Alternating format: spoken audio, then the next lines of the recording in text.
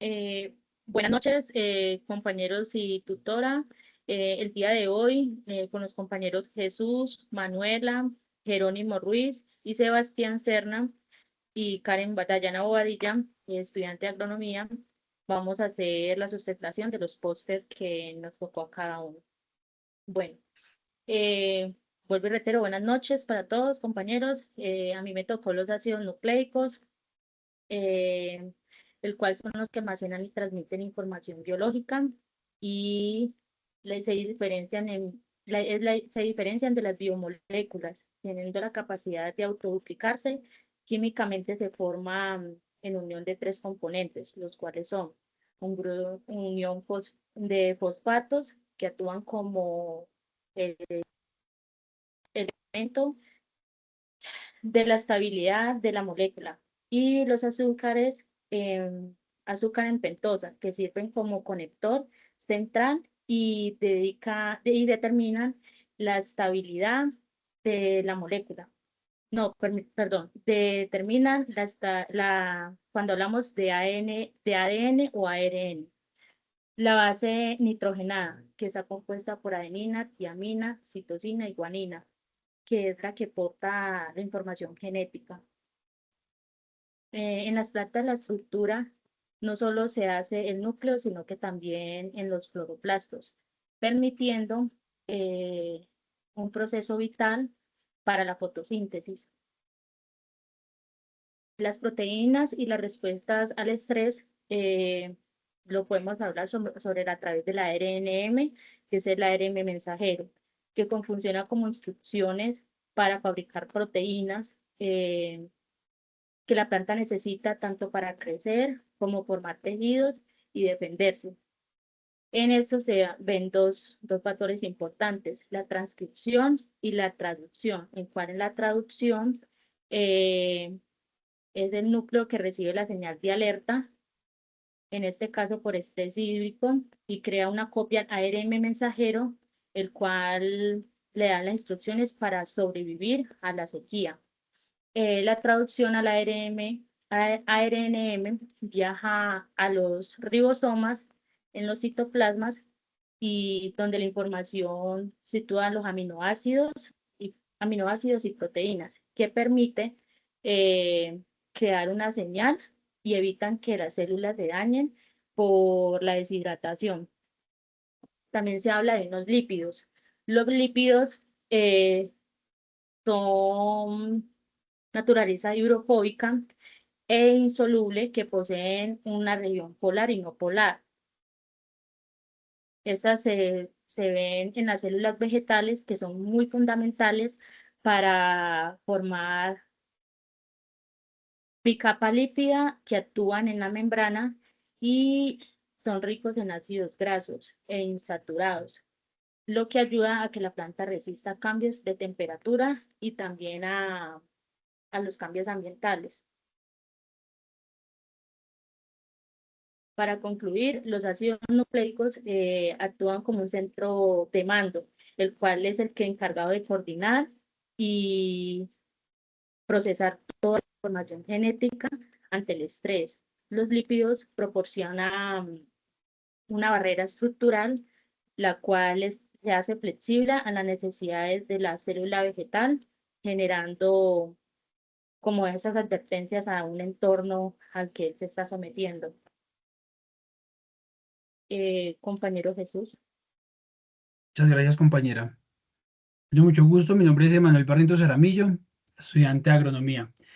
Bueno, voy a explicar eh, el- la estructura primaria de las proteínas de una forma muy básica. Eh, Básicamente es la composición de los aminoácidos. A mí me gusta imaginarme un escapulario. Imaginamos los bolitos de los aminoácidos. Esto hace que las proteínas determinen la forma que van a tener. Esto es muy importante en las plantas, ya que en todos los procesos van a estar las proteínas. En el proceso de fotosíntesis, crecimiento, respiración, inclusive la adaptación a diferentes ambientes. Eh, Esto lo que hace es que, qué pena,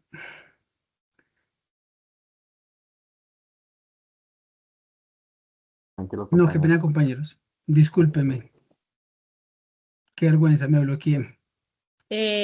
Pues continuemos entonces con el compañero Sebastián,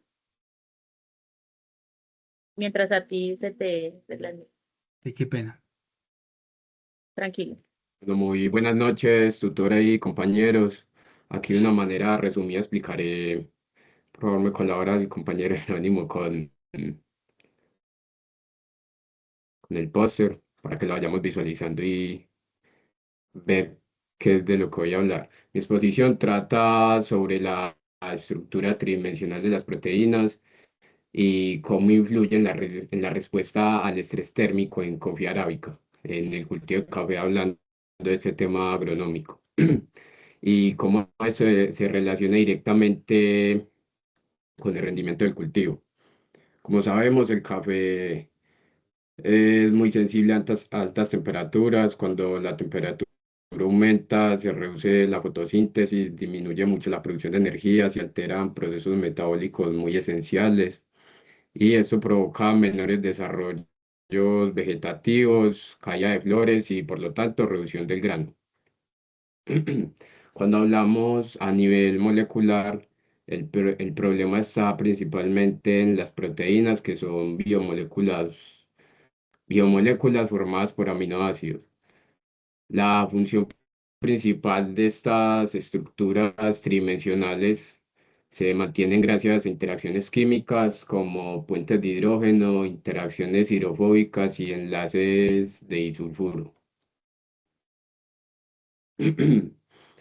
Cuando la temperatura aumenta muy alta, la energía cinética y otras interacciones que son muy débiles se rompen y tenemos como consecuencia que las proteínas se desnaturalizan, o sea que pierden, por decirlo así, su forma y dejan de funcionar correctamente. Esto afecta principalmente a las enzimas que catalizan reacciones químicas esenciales como fotosíntesis, respiración celular, y mecanismos antioxidantes. Si estas enzimas, perdón, si estas enzimas pierden su estructura,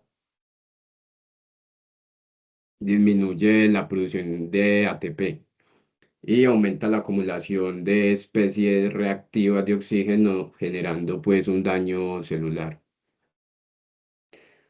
Como todo ser vivo, las plantas tienen mecanismos de defensa. Uno de los más importantes es la producción de proteínas de choque térmico, conocidas con siglas como HSP, que estas actúan como chaperonas moleculares y ayudan a las proteínas a que recuperen su forma, evitando que se arruguen o se dañen sin, pues irreversiblemente. Ya para concluir ese tema y ese análisis que realice, el estrés térmico no solo es un problema ambiental, sino también molecular. Este genera un aumento de temperatura que altera la estructura de las proteínas, también afecta las reacciones bioquímicas claves y termina impactando grandemente en los cultivos. Es muy importante que comprendamos esta relación porque nos permite diseñar estrategias agronómicas más efectivas a nivel científico y investigación, como también la selección de variedades más tolerantes y un mejor manejo del cultivo frente a cambios climáticos y diferentes problemas. Esta fue como la presentación del póster. Ahí se ve una imagen que puse como de referencia del proceso que genera con la destructuración de proteínas no protectoras, las proteínas quinasas y los factores de transcripción de estrés. Muchísimas gracias y espero que haya quedado todo muy resumido y explicado. Siguiente, compañero. Compañero Jesús, ¿ya puedes continuar o paso a Manuela? Si quieres, pasa a mi compañera. Manuela, Hola, buenas noches para todos. ¿Me escuchan bien? Buenas noches, compañera, Sí, te perfecto. escuchamos Sí. perfecto. Listo. Bueno, buenas noches. Bueno, mi póster, si quieres lo compartes, compañero, se titula Función y evolución de las proteínas en respuesta a la papa frente a la estrés ambiental en el municipio de La Ceja. Pues yo vivo en el municipio de La Ceja, entonces me quise basar pues como en este cultivo, porque en esta región la papa es muy importante económicamente y enfrenta problemas como las bajas temperaturas, la alta humedad, la deficiencia de nitrógeno, que esto afecta pues demasiado su productividad. El objetivo es como explicar cómo las proteínas desde la bioquímica vegetal permiten que la planta responda y se adapte como a todas estas condiciones climáticas, ¿cierto? Entonces, ¿por qué las proteínas son esenciales? Digamos que las proteínas son moléculas funcionales esenciales porque ejecutan directamente los procesos metabólicos en las plantas, a diferencia, por ejemplo, de los carbohidratos o los lípidos que cumplen funciones principalmente energéticas o estructurales. Digamos que la proteína tiene como la función de ser como catalizadora y ser reguladora. Muchas proteínas actúan como enzimas, es decir, que estas aceleran como las relaciones químicas, entre ellas como la fotosíntesis y la respiración celular. Mejor dicho, sin proteínas activas, la planta no tendría como producir biomasa ni mantener su crecimiento. Pues la biomasa sabemos que es como este tipo como de materia orgánica, ¿cierto? Bueno, funciones específicas en el cultivo de la papa. En el cultivo de la papa, las proteínas cumplen funciones claves como, primero, la catálisis enzimática, que esta, por ejemplo, son enzimas que participan en la fijación del carbono, que permite como la producción de azúcares que luego se almacenan en este tubérculo. Y lo segundo es el transporte de nutrientes. Las proteínas de membrana permiten la absorción del nitrógeno y otros minerales del suelo. Si hay deficiencia de nitrógeno, digamos que disminuye la síntesis proteica y se reduce la productividad de este cultivo. Bueno, algunas adaptaciones y variaciones, bueno, pequeñas variaciones en la secuencia de aminoácidos pueden cambiar la estructura de la proteína y darles nuevas funciones.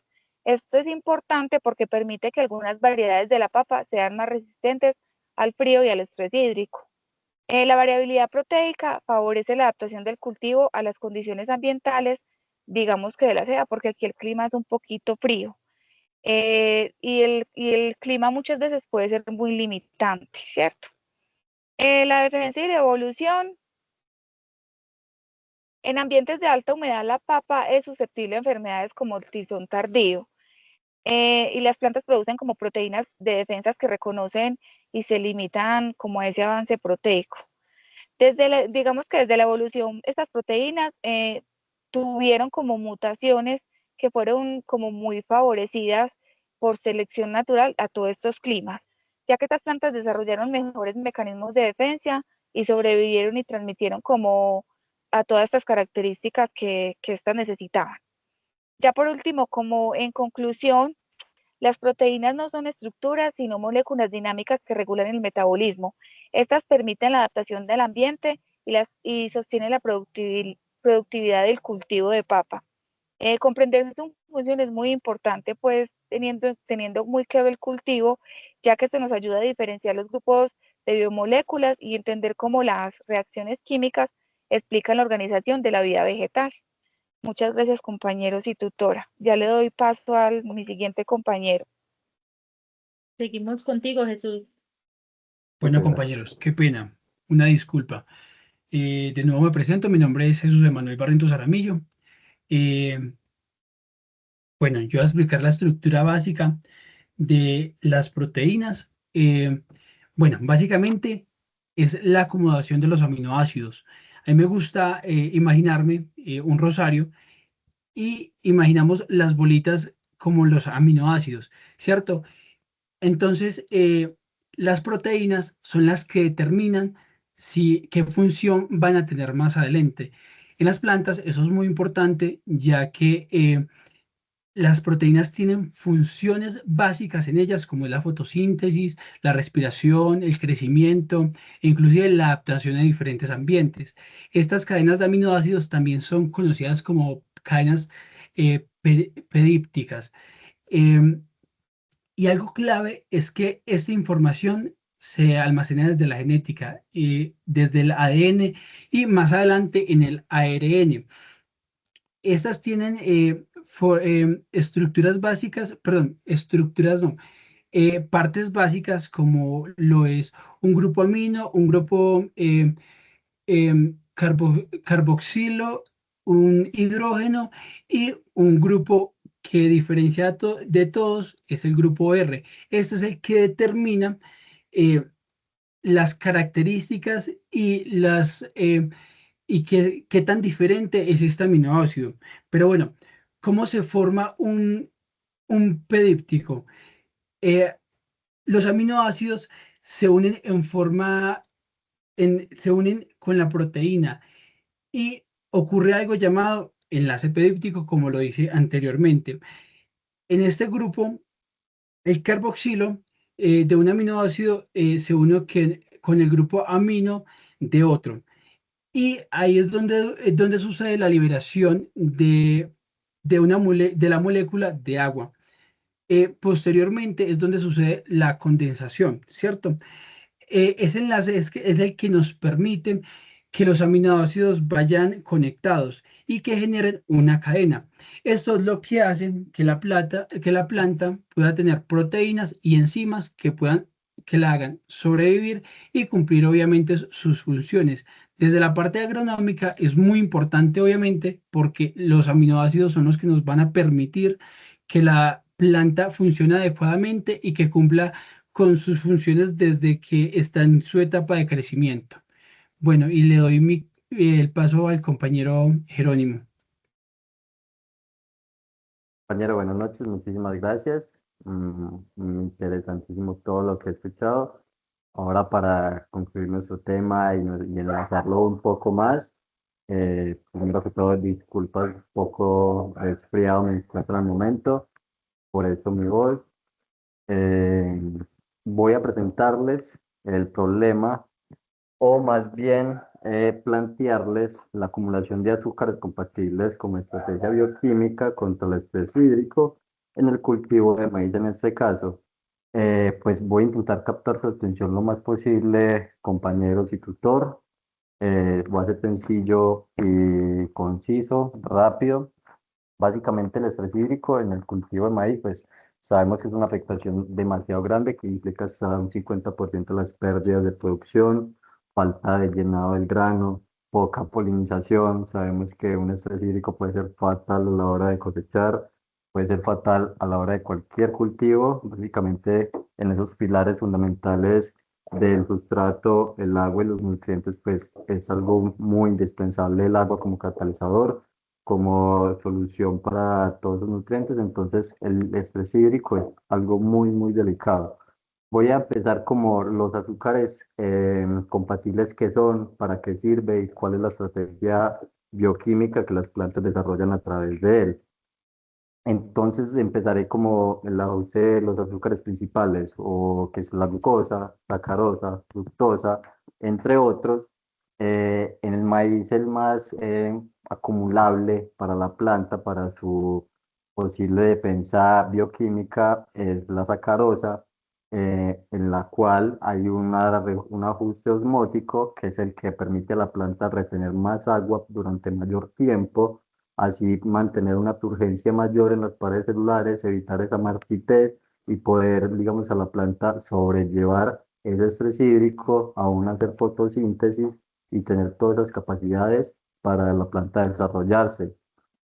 También tenemos otra estructura de que no son tóxicos, esos azúcares compatibles no son tóxicos en la planta, no interfieren en otras enzimas ni en proteínas, no interfieren en ninguno de esos procesos. Entonces por eso a veces son tan importantes estos mecanismos bioquímicos que tienen las plantas para defenderse al estrés hídrico, como también lo presentaba en las olas de calor en el café de mi compañero Juan Sebastián, que parecía muy interesante, que es demasiado importante ese tema.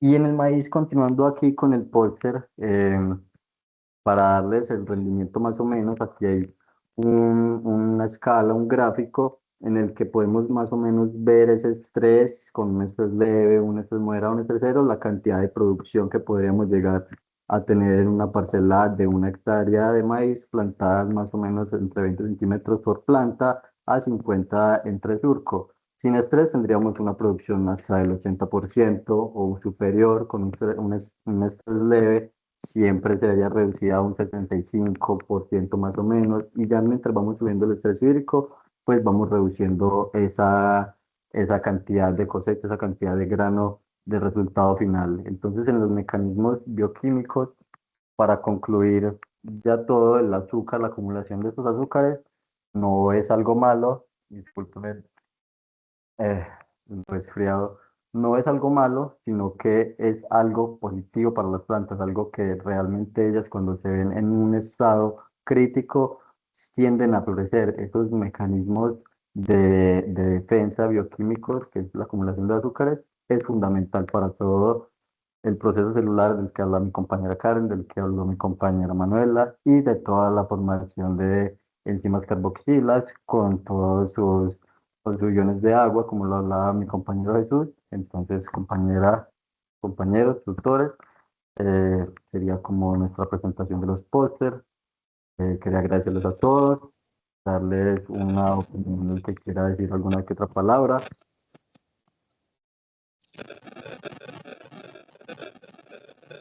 Justo. No, Jerónimo, muchas gracias a todos. Gracias. Mil gracias. Gracias. Buenas noches, muchísimas gracias. Gracias. Hasta luego.